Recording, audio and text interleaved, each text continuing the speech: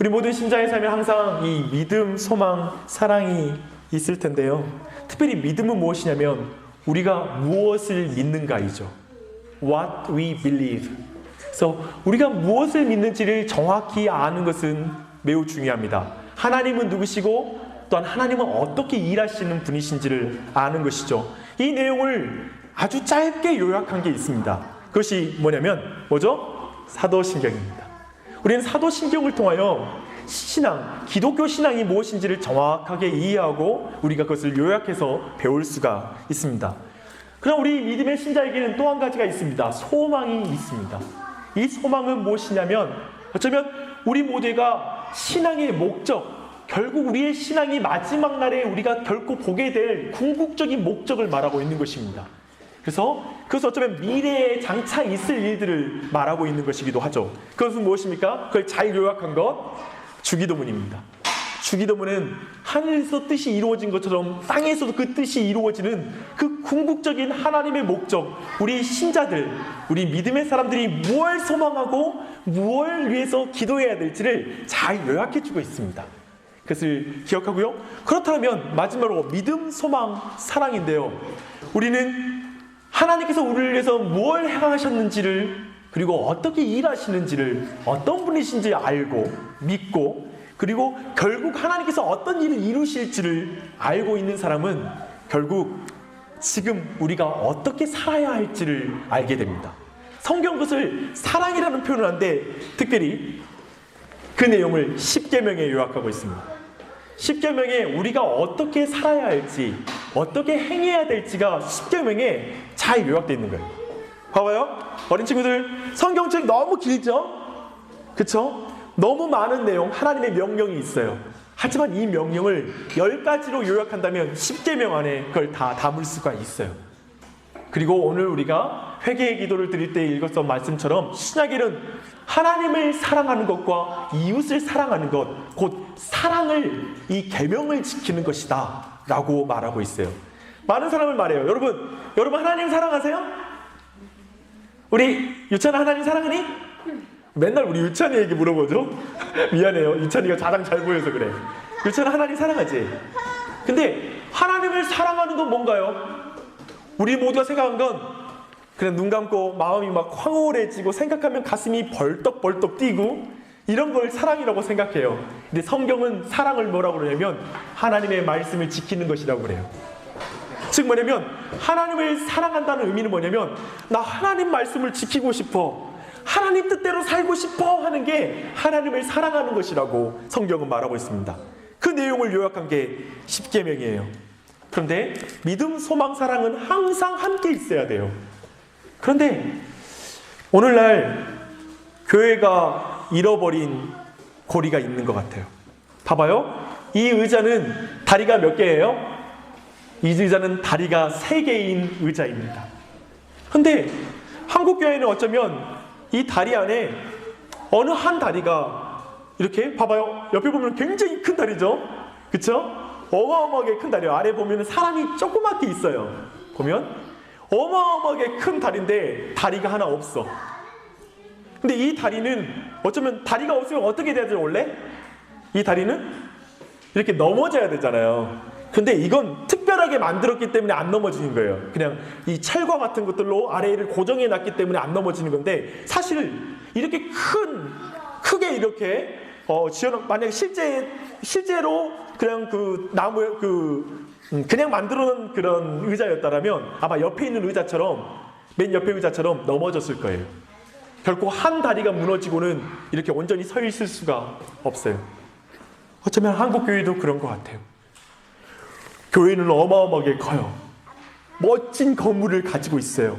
하지만 믿음, 소망, 사랑, 어쩌면 신앙 고백, 하나님을 믿는 것과 그리고 기도하는 것과 소망하는 것과 그리고 행하는 것, 이 3가지의 거대한 기둥 중에 하나가 빠져있는 듯 그 서로가 연결되지 않는 모습을 보여주고 있어요. 믿음으로만 의로워지는 것을 강조하고 십계명에 대해서는 사람들이 생각하지 않아요. 그래서 성도들이 진리 없이 그냥 신앙생활을 해요. 그래서 20년이 지났는데도 복음을 설명하라면 복음이 무엇인지를 설명을 못해요. 교회가 무엇이라고 설명하라고 하면 교회가 무엇인지를 잘 이해하지 못하는 신앙인들도 있는 것 같아요. 또 한 가지는 뭐냐면 진리 없이 진심만 남는 기도가 넘쳐나는 사람들이 많이 있는 것 같아요. 그저 자신의 탐욕과 자신의 욕심을 밤새워 기도하면서 금식하며 기도하면서 그것이 좋은 신앙이라고 말하는 거예요. 그런데 정작 진리 앞에서 자기를 부인할 줄 모르고 진리를 따라갈 줄 모르는 신앙, 그것도 어쩌면 이렇게 부러진 다리를 가진 신앙일 것입니다. 주기도를 드리지 않고 그냥 내 기도를 드리는 사람이 넘쳐나는 교회인 것이죠. 또 한 가지가 있어요. 진리와 기도가 없이 그저 윤리적인 그리스도인, 그냥 내가 착하게 살면 돼. 교회는 착하게 사는 곳이야, 착하게 살게 해주고 나를 윤리적으로 만들어준 곳이야 라고 생각하며 그렇게 살아가는 것 또한 바른 신앙이라고 말할 수 없을 거예요. 그래서 어쩌면 이런 것들이 교회 안에 이렇게 절름발이인 신앙, 어쩌면 굉장히 양복도 잘 입고 교회 올 때는 번듯한 모습일 수 있어요. 그리고 좋은 직장에 다니고 학벌도 좋을 수 있고 성경을 줄줄줄 꿰을 수도 있어요. 하지만 뭔가 신앙의 균형을 상실해서 이렇게 절름발이로, 그리고 한 다리가 없어서 자꾸 넘어지는 신앙이 교회 안에 많이 있는 것 같습니다. 그렇다면 왜 십계명을 사람들이 잃어버렸을까요? 오늘은 십계명을 중요하게 우리가 다룰 거예요. 왜 사람들은 오늘날 십계명을 중요하게 생각하지 않을까요? 하나님의 계명을 소중하게 여기지 않을까요? 제가 여러분에게 한번 짐작해 보라고 제가 그림 좀 가져왔습니다. 하트인데 어떻게 돼 있죠? 반쪽짜리네요. 그쵸? 완전히 반쪽은 아니지만 깨져가지고 반쪽짜리네요. 이쪽 반쪽을 없애면 하트가 될 수 있어요? 없어요? 없겠죠. 다음 사진도 봐보세요. 이런 사과 가능하게 만들 수 있겠지만 이상하죠? 또 이건 어때요? 화장을 절반만 했어요. 너무 이상한, 어쩌면 말도 안 돼, 이상하다라는 마음을 갖죠. 그렇다면 여러분, 이제 오늘 제가 다루고 싶은 주제로 들어가 볼게요. 이 그림은 어때요? 이 그림, 이 사람은 지금 아무것도 먹지 못해서 거의 죽어가서 뼈만 앙상하게 남았어요. 근데 그 사람에게 어쩌면 그냥 이 전도지 한 장을 던져주고 떠나는 거예요. 우리는 이것을 반쪽짜리 복음이라고 말해요. 복음 이거 던져주면 되는 걸로, 값싼 은혜, 반쪽 복음. 우리는 이런 그림을 볼 때 너무 기이한 느낌을 받아요. 불쾌해요. 저건 옳지 않아라는 마음을 가져요. 교회가 오늘날 십계명을 이룬 이유는 바로 이것 때문에 그래요. 너 어떻게 사는 것은 상관없어. 행위는 중요하지 않아. 구원과는 전혀 상관없어. 너의 죄를 용서하고 너가 천국에 갈 수 있는 것은 예수님을 믿기만 하면 돼. 믿기만 하면 너는 어떻게 살든지 상관없이 구원은 받을 수 있는 거야. 아멘. 그래, 내가 그냥 믿기만 하면 된다니까 뭐 내가 손해볼 게 하나도 없잖아요. 사랑받기만 하면 종교, 사랑받기만 하면 되는 종교니까요. 그 반쪽짜리, 그것은 반쪽짜리 복음이에요. 그리고 반쪽짜리 복음은 잘못된 복음이에요. 거짓 복음이라고 성경은 말하고 있어요. 그래서 온전한 복음은 무엇일까요? 순전한 복음, 온전한 복음은 그러면 무엇일까요? 로마서 6장 1절로 말씀을 이래요. 함께 말씀을 읽겠습니다. 그런즉 우리가 무슨 말을 하리요? 은혜를 더하게 하려고 죄에 거하겠느냐? 그럴 수 없느니라. 죄에 대하여 죽은 우리가 어찌 그 가운데 더 살리요? 사실 이 말씀에서 말하고 있는 건 동일해요. 율법 필요 없어. 이제 은혜로만 구원받는 거야. 믿으면 돼. 그러니까 이제 막 살아도 돼 라고 말하는 무율법주의자, 반쪽 복음주의자가 있다는 거예요. 근데 그 말에 대해서 사도 바울은 말하는 거예요. 그럴 수 없어. 예수를 믿는다고 맞아, 믿으면 구원을 받지만 그렇다고 해서 막 살아서는 안 돼 라고 말하고 있는 거예요. 다 계속해서 읽겠습니다. 그러므로 우리가 그의 죽으심과 합하여 세례를 받음으로 그와 함께 장사되었나니 이는 아버지의 영광으로 말미암아 그리스도를 죽은 자 가운데서 살리심과 같이 우리로 또한 새 생명 가운데서 행하게 하려 함이라.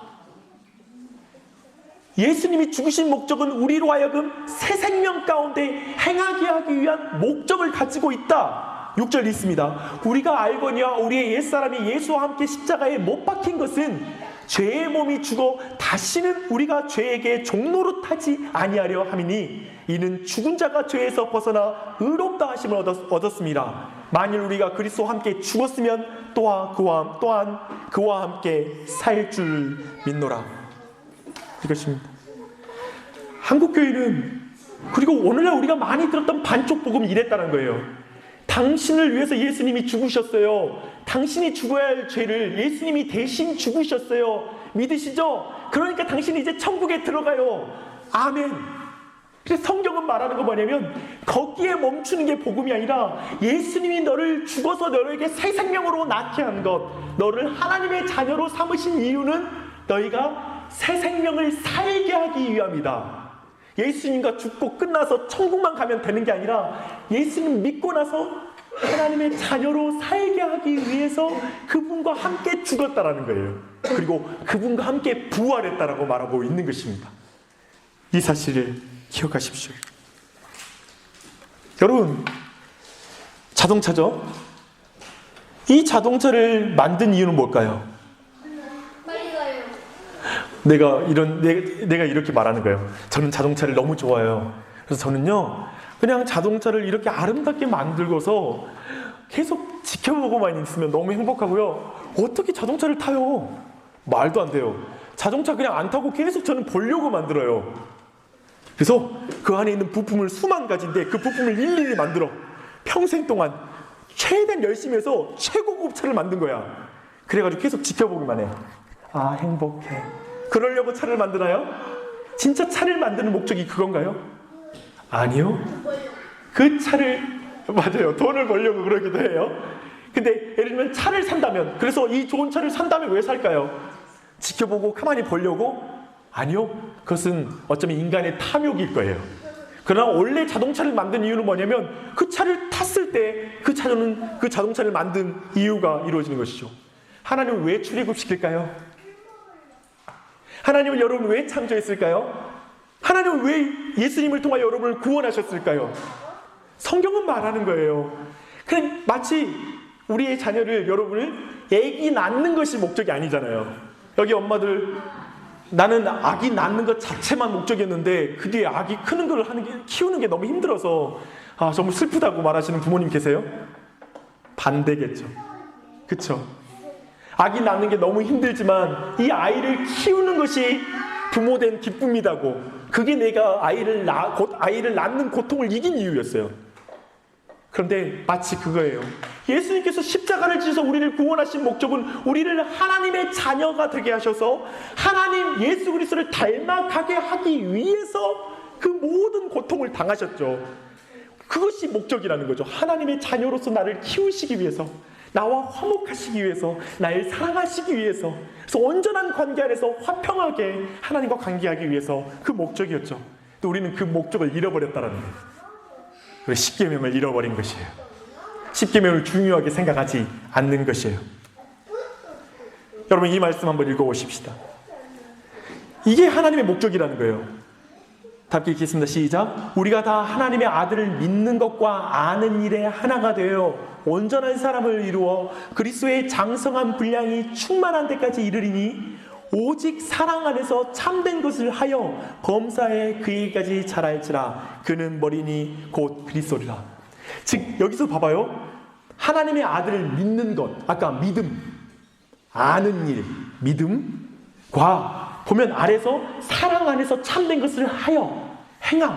이 참된 것은 십계명이죠. 하나님의 계명이에요. 이 참된 것을 하여서 하나님이 목적하는 것은 무엇이냐면 결국 그리스도의 장성한 분량까지 이르게 하는 것, 그것이 하나님의 목적이다. 그것이 인간을 창조한 목적이고 구원한 목적이고 우리를 부른 목적이고 교회를 세운 목적이고 우리가 신앙생활을 하는 목적이고 이 자리에 나와 있는 목적이죠.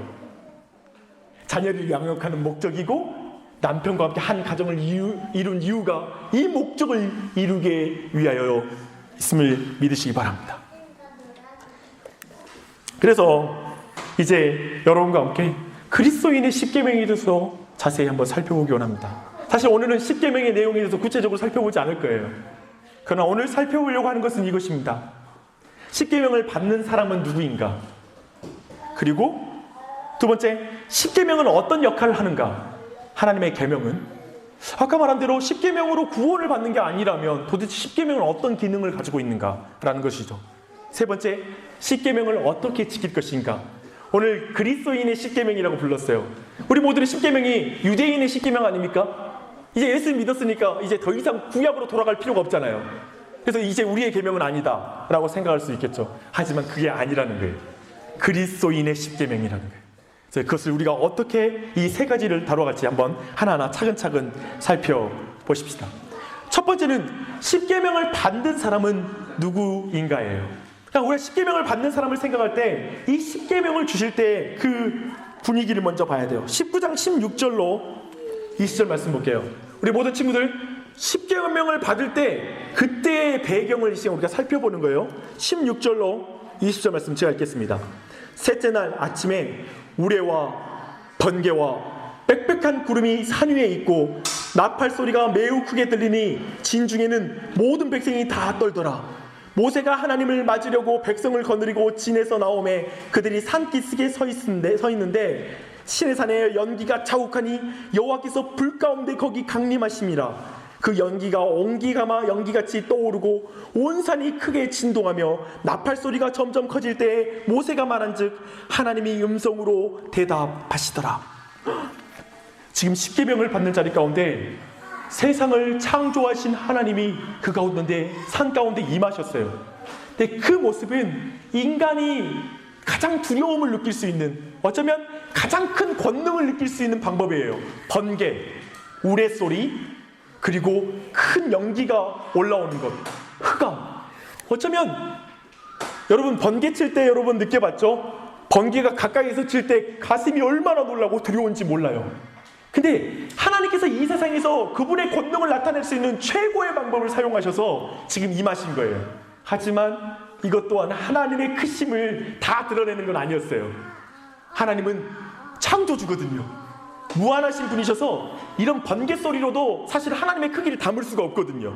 근데 그 크신 하나님, 창조주 하나님께서 지금 그 산 가운데 임하신 거예요. 그 산 가운데 임하셔서 그의 백성에게 말씀하십니다. 이스라엘 백성에게 하시는 약속이 바로 이 십계명이에요. 이 십계명의 내용을 본다면 우리 20장 2절 다 함께 말씀 읽겠습니다. 시작. 나는 너를 애굽 땅 종되었던 집에서 인도하여 낸 내 하나님 여호와니라. 이 느낌을 한번 느끼셔야 돼요. 창조주 하나님이 이렇게 말하는 거예요. 이제 이스라엘 백성에게 나는 이 창조주가 너를 애굽 땅 종되었던 곳에서 인도하여 낸 내 하나님 여호와야.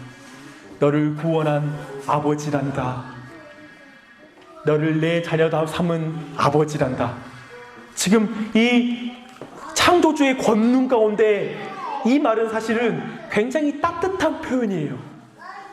그 어미로우신 하나님, 위대하신 하나님 앞에 이 십계명을 주실 때 이 첫 목소리는 난 너를 구원해서 내 자녀 삼은 하나님이야 라고 말하는 그분이에요. 그 목소리를 먼저 듣고 나아가되, 그렇다면 이 말씀을 들은 이 이스라엘 백성은 어떤 백성이었는가?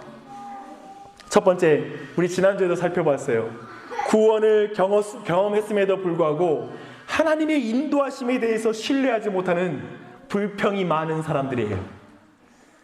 하나님 그러실 필요 없는데 하나님의 계획과 목적, 구원의 목적을 전혀 이해하지도 못하고 하나님의 뜻을 짐작하지도 못하는 어리석은 사람에게 하나님께서 십계명을 주시는 거예요. 꼭 우리를 닮지 않았어요.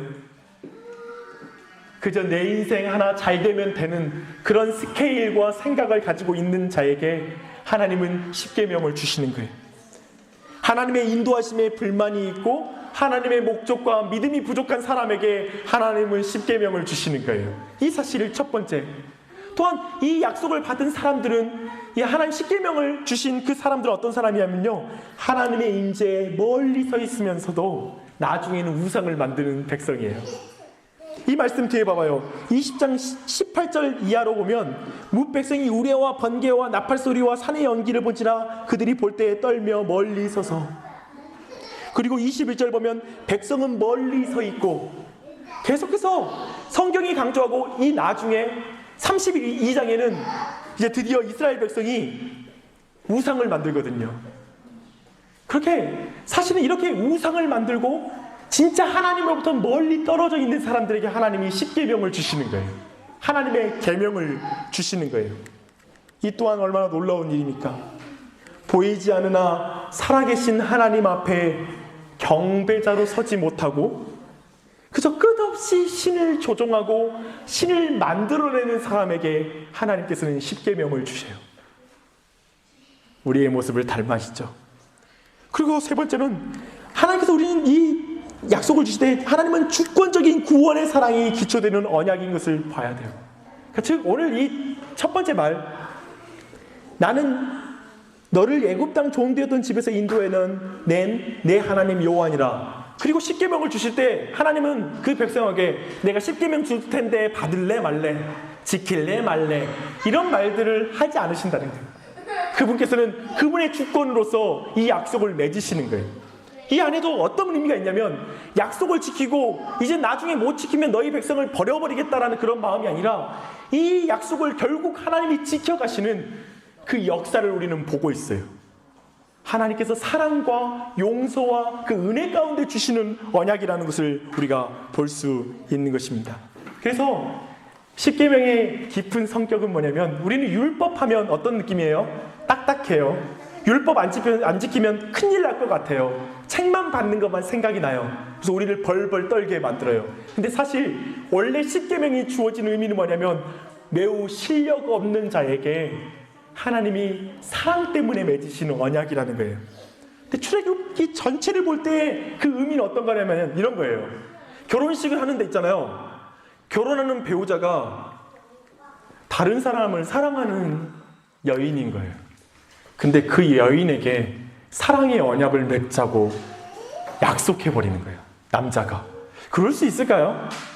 불가능해 보이죠. 근데 지금 자꾸 여기서 보이는 거 뭐냐면 이 이스라엘, 하나님이 이 결혼의 언약, 이 십계명의 언약을 맺는 대상은 전혀 그 약속을 지킬 마음도 없고 앞으로 계속해서 그 약속 지키지 않을 뿐만 아니라 우상을 만들고 즉 바람 피우는 사람들이라는 거예요.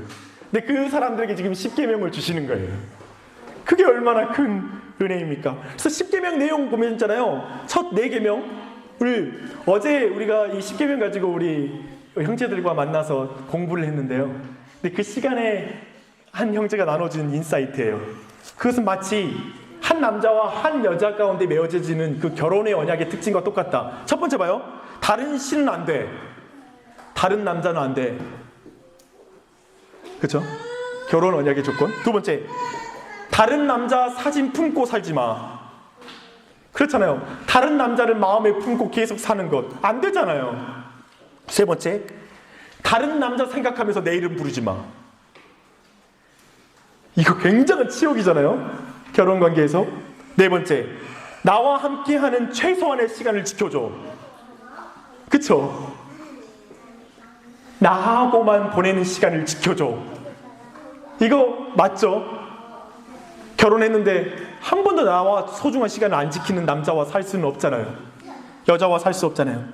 그런데 이 약속을 맺을 때 그 언약을 맺는 이스라엘 백성은 궁극적으로 호세아서라는 그 다른 우리 성경에 보면 거기서는 하나님과 이스라엘 백성과의 관계를 뭘로 그리냐면 호세아라는 하나님을 사랑하는 남자와 고멜이라고 하는 바람 피우는 여자.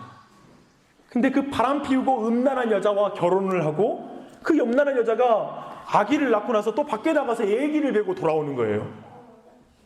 그런데 그 아이를 내 자식 삼아서 키우고 그리고 그 여자와의 언약 관계를 지켜나가는 관계로 하나님의 신실함을 그리고 있어요.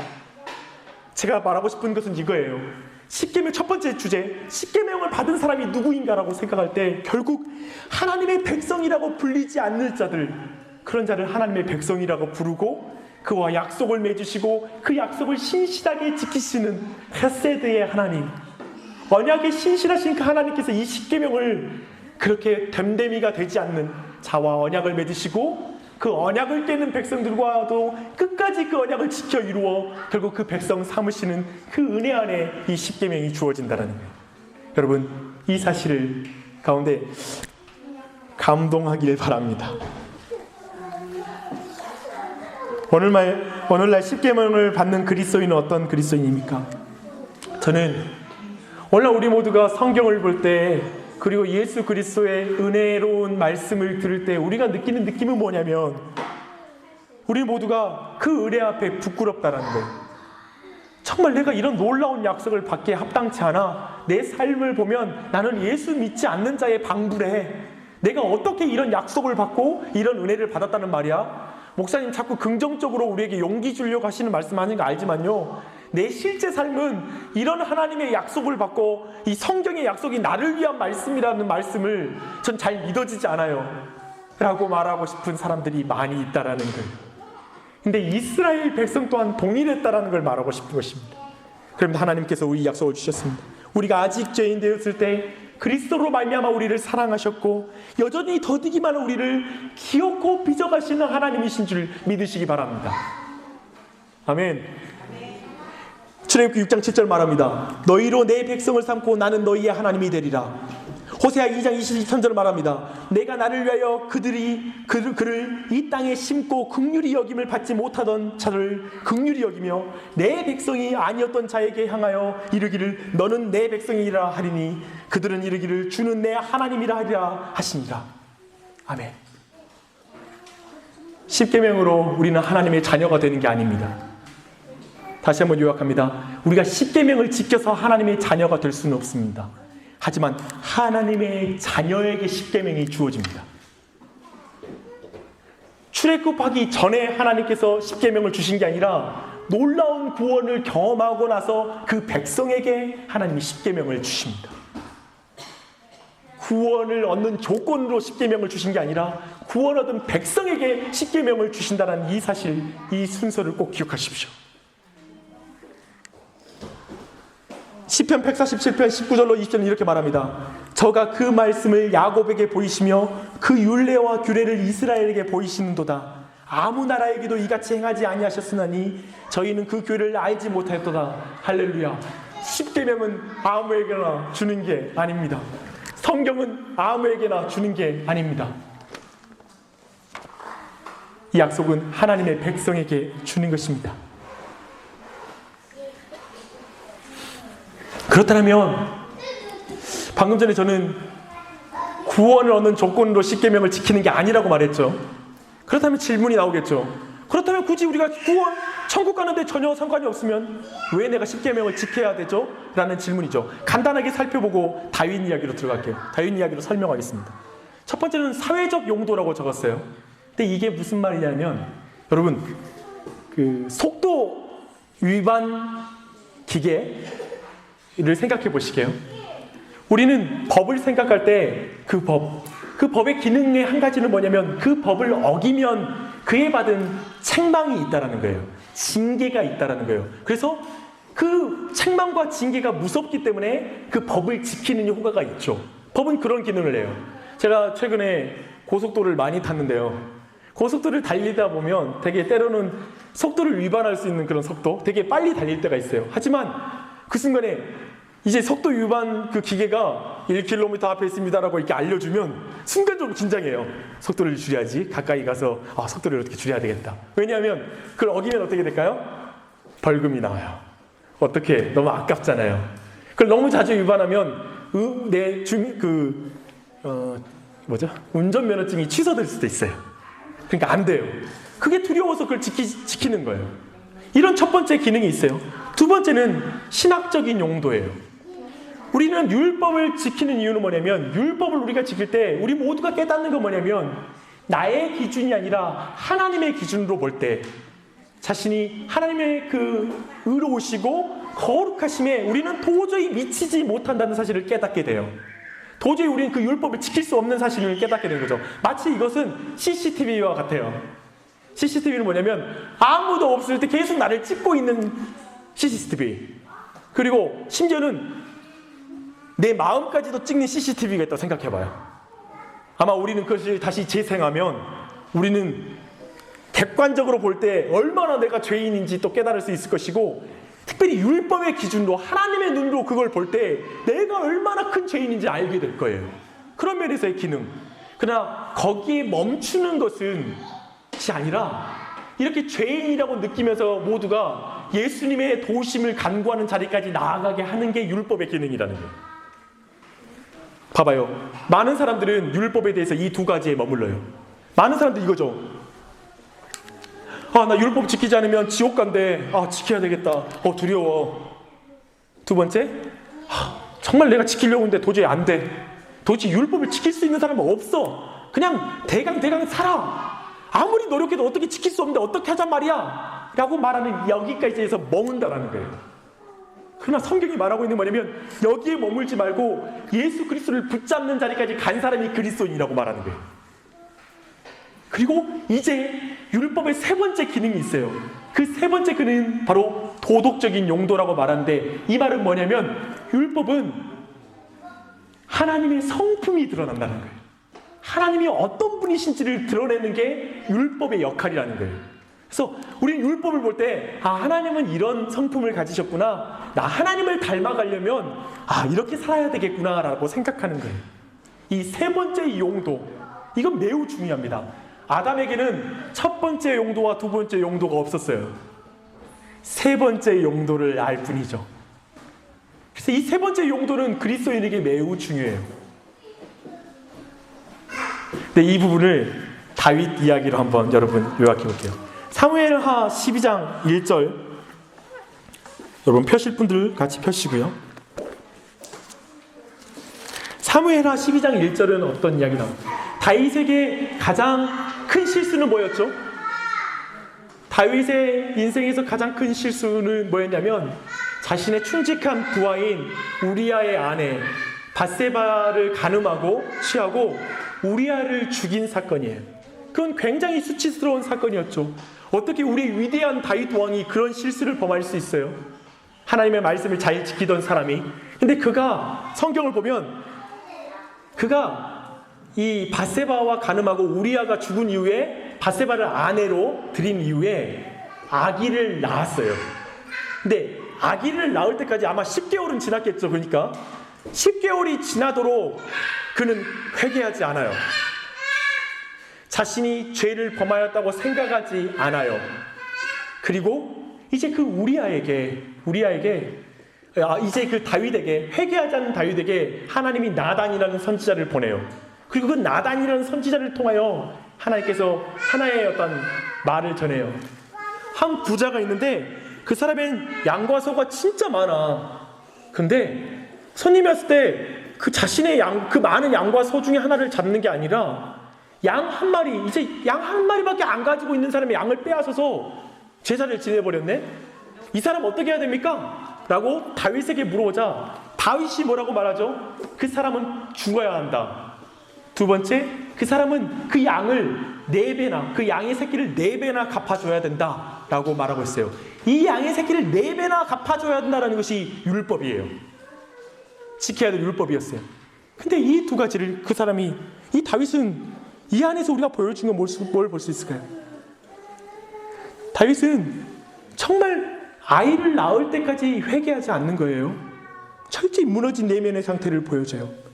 근데 다윗이 한 판결은 뭐냐면 매우 율법의 규정을 정확하게 말하고 있는 거예요. 그러나 정작 그 자신은 자신의 수치스러운 모습과 자신의 실수를 발견하지 못해요. 그 죄 가운데 머무는 거예요. 자신이 율법을 다른 사람에게 들이밀 줄 알지만 자신에게 그 율법의 기준을 들이밀 눈이 없는 거예요. 자신은 지키지 않으면서 다른 사람에 대해서는 엄격한 상태예요. 그 자신은 심판의 자리에 오른 교만함 가운데 하나님의 말씀을 대하고 있어요. 그는 스스로는 심판을 받아야 할 사람이라고 스스로는 생각하지 않는 거예요. 그러나 그거에 대해서 나단 선지자가 명백하게 그 율법을 선포하는 것이죠. 그 사람이 당신입니다. 그 부자가 당신입니다. 라고 선포합니다. 그 가운데 다윗은 회개하죠. 이 이야기에서 제가 살피고 싶은 그거예요. 첫 번째, 다윗은 자신의 죄에 대해서 깨닫지 못했지만 율법을 통하여 자신의 죄가 얼마나 무서운지를 깨닫는 거예요. 그전에는 그것이 다른 사람에게 죽을 죄죠라고만 이렇게 평가하는 종교적인 자리에서 그걸 평가했죠. 그러나 실제 자신에게 그 말씀이 해당한다는 것을 깨닫지 못했던 것이죠. 하지만 그는 그것을 깨닫고 그 죄가 자신이 죽어야 할 죄를 저질렀구나라는 사실을 그 율법 가운데 깨닫는 거예요. 그 첫 번째 기능을 하고요. 두 번째 뭐냐면 그가 다윗의 특징이 뭐냐면 우리는 다윗 왕이 위대하다고 말할 때 다윗 왕의 위대함은 다른 게 아니에요. 그가 다윗을 통하여 하나님이 보여주신 건 뭐냐면 이 위대한 왕의 자리에 있었던 자가 철저하게 하나님을 왕으로 모신 겸손한 자였다. 그 말씀 앞에 끊임없이 자신을 돌아볼 수 있는 자였고 그것을 드러내는 자였기 때문에 하나님의 그 구원의 은혜를 드러내는 자였기 때문에 다윗왕의 중요한 위치에 있었다는 걸 보여줘요. 결국 그는 스스로 서는 게 아니라 하나님의 은혜를 붙잡는 자리에 서는 것이죠. 두 번째 신학적 용도를 이루는 거예요. 그 내용이 이렇게 나옵니다. 시편이죠. 다 함께 말씀을 보겠습니다. 허물의 사함을 받고 자신의 죄가 가려진 자는 복이 있도다. 마음에 간사함이 없고 여호와께 정죄를 당하지 아니한 자는 복이 있도다. 허물의 넘어갈게요. 내가 입을 열지 아니할 때에 종일 신음함으로 내 뼈가 쇠하였도다. 주의 손이 주야로 나를 누르시오니 내 진액이 빠져 여름 가문에 다름같이 되었나이다. 이로 말미암아 모든 경건한 자는 주를 만날 기회를 얻어서 주께 기도할지라. 진실로 홍수가 범람할지라도 그에게 미치지 못하리이다. 주는 나의 은신처이오니 환난에서 나를 보호하시고 구원의 노래로 나를 두르시리이다. 다윗은 자신이 범한 죄 때문에 두려움 가운데 떠는 거예요. 율법 앞에 정직하게 선 다윗이 발견한 건 뭐냐면 하나님의 용서인 거예요. 이것이 바로 율법의 두 가지 기능을 명백하게 이룬 사건으로 보여주는 것이죠. 요즘은 예수님 믿으면서 제대로 살지 못하는 것에 대한 사회적 반감이 극에 다다른 것 같아요. 그러니까 즉 뭐냐면 예수쟁이들 믿는 대로 안 산다에 대한 불만이 가득한 것이죠. 그것이 교회 안에 있는 신자들 안에도 신물이 난 상태가 됐어요. 제가 볼 때. 여러분 어떻게 판단하시는지 모르겠습니다. 하지만 여기서 좀 더 이렇게 약간 뒤틀어서 들어가면 어떤 마음이 오늘날 신자 안에 있냐면 더 깊이 들어가면 지금 우리 안에 있는 많은 신자들이 철저한 실패감 속에 살고 있어요. 그러면 아까 다윗처럼 우리는 그 사람 죽여야 돼! 라고 지적했잖아요. 근데 정작 그 율법을 자신에게 딱 들이밀면 우리 모두가 나도 거기에 별반 다르지 않다는 사실 때문에 깊은 실패감과 죄책감 가운데 사는 그리스도인들이 넘쳐난다는 거예요. 왕이니까, 다윗은 왕이니까 적당히 넘어갈 수 있었을까요? 얘도 태어났고 별 문제 없잖아요. 얘도 태어났고 또 왕이니까 우리가 죽고 나서 아내로 삼고 하는 거 별 문제 없었잖아요. 밧세바를 왕비를 삼는데 법적인 문제도 사라졌잖아요. 그러니까 별거 문제 없어. 우리도 예수 믿고 나서 신자들도 적당히 죄와 타협하면서 율법을 지키지 않아도 별 문제 없잖아요. 사는데 크게 징계당하지도 않는 것 같고 하나님의 심판은 어디 있습니까? 라고 말하잖아요. 그래서 궁극적으로 많은 신자들이 하나님의 계명 앞에 자신을 세우는 데 실패한다는 거예요. 정직하게 그 말씀 앞에 자신을 세우는 것을 싫어해요. 저는 질문이 있습니다. 요즘은 나단이 없는 시대입니까? 다윗도 없는 시대입니까? 회개하는 다윗. 둘 다 없습니다. 라고 말하든지 한쪽만 있으면 다른 사람이 있을 것 같습니다. 라고 대답할 수 있겠죠. 뭐냐면 정말 여러분은 여러분의 죄를 분명하게 지적하여서 율법이 율법되게 하는 하나님의 법 앞에 여러분을 세우는 설교자를 원합니까? 하나님의 말씀 앞에 여러분을 세우는 목회자를 원합니까? 서로 욕하는 시대인 것 같아요. 나단이 없는 시대입니다라고 많은 성도들이 말하는 시대이고 목회자는 진짜 회개하는 다윗이 없는 시대야 라고 말하죠. 둘 다 없어요. 그리고 우리가 소망해야 될 건 다시 한번 매번마다 이 시대에 우리가 적용해야 될 말씀은 뭐냐면 이제 율법 앞에 오늘날 우리가 율법을 지킨다는 의미는 뭐냐면 정말 우리 모두를 하나님의 바른 말씀 앞에 세우는 그 설교 앞에 우리를 노출시키고 그 말씀 앞에 정직하게 서는 우리가 되는 것입니다. 그런 목회자가 되도록 목회자를 위해서 기도해야 될 것이고, 그런 성도가 되도록 또한 목회자 또한 기도를 해야 할 것입니다. 다윗의 위대함은 여기에 있습니다. 바른 말씀을 들었을 때 회개할 줄 아는 것이죠. 그 은혜가 있다라는 게 다윗의 위대함이죠. 그러나 한 가지 또 율법의 기능을 좀 살폈다면 십계명을 어떻게 지킬 것인가에 대한 질문은 저는 삭개오로 예를 들고 싶습니다. 알다시피 삭개오는 세리였죠. 근데 그가 누가복음 19장에 보면 예수님을 만나요. 그리고 예수님을 진짜 만난 거예요. 인격적으로 진짜 회개한 거예요. 진짜 그리스도인이 된 거예요. 근데 그 그리스도인이 되고 나서 이 삭개오의 반응이 뭐냐면, 내가 누구의 것을 빼앗은 것이 있으면 내가 4배나 갚아주리라. 또 남의 것을 빼앗은 죄, 십계명의 10번째 십계명을 범한 거에 대한 자신의 반응을 보여주는 거예요. 즉 예수 그리스도의 용서를 경험한 자로서 마땅히 그 상태로 다른 사람을 향하여 용서할 수 있는 능력이 나온다는 걸 보여주는 거예요. 오늘날의 십계명을 지킬 수 있는 건 아무나 지키는 게 아니에요. 오늘날 우리가 십계명을 지키는 건 구원받기 위해서도 아니라고 말했죠. 사실 십계명을 지킬 수 있는 능력과 십계명을 지키는 것은 예수 그리스도 안에서 용서를 경험한 자, 참으로 내가 하나님의 것을 빼앗고 다른 사람의 것을 빼앗는 자였던 진짜 1만 달란트 빚진 자였으나 그런 나의 모든 걸 탕감해 주셨다라는 그 용서의 은혜를 가진 자가 다른 사람에게 용서할 수 있고 품을 수 있는 그 참된 율법을 지키는 자리로 나아갈 수 있는 그 길을 보여주고 있다는 것입니다. 그래서 다윗처럼 서십시오. 내 하나님 여호와의 율법에 정직하게 서는 은혜가 여러분 안에 있기를 바랍니다. 주의 명령을 분명하게 여러분이 듣는 귀가 있길 바랍니다. 나단을 만나는 복을 받길 바랍니다. 끊임없이 주위에 있는 사람을 통하여, 남편을 통하여, 아내를 통하여 나단의 역할을 수행하십시오. 나단을 만나십시오. 그게 복이라고요.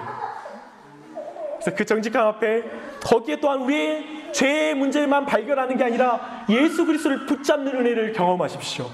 예수님을 만나고 나서는 삭개오처럼 그 은혜로 사람들과의 관계까지 변화되어지는, 그래서 그 계명을 지키는 자리까지 나아가는 그런 능력을 받기를 바랍니다. 그것이 바로 이 시대의 십계명을 지키는 방식입니다. 이 두 가지가 연결되는 것이죠. 기도하며 말씀을 마무리하겠습니다.